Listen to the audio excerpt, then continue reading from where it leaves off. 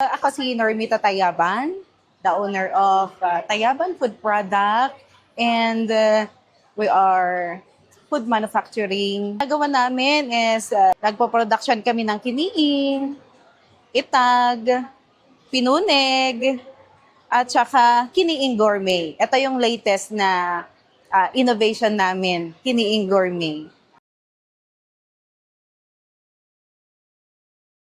Kiniing, ini-smoke namin yung karne. Tapos sa itag naman, binibilag namin sa araw.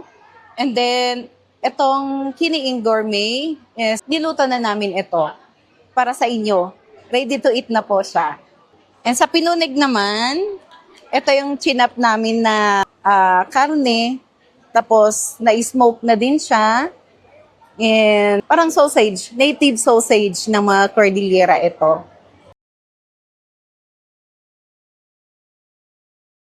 May mga challenges kami, lalo sa mga customers namin, mga feedback. Pero hinahandle namin yan in a way, good communication. May mga return din, hindi kasi naiiwasan yung mga ganito na nahahanginan yung mga produkto. Tapos, pinapalitan namin. Yun. Kumbaga, syempre, binayadan nila ng cash.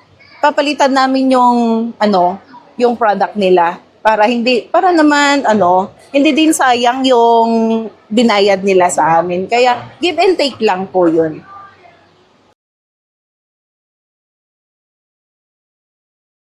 Ang motivation talaga namin is lalong pagandahin ang aming produkto, pwedeng makipagsabayan sa mga foreign, kumbaga yung mga ham, mga ganon, ma'am. Kasi itong kiniing namin, substitute ng ham. Pwede siyang pang-toppings ng mga pizza, burger, mga ganon ba, para ipakilala natin ang Cordillera product.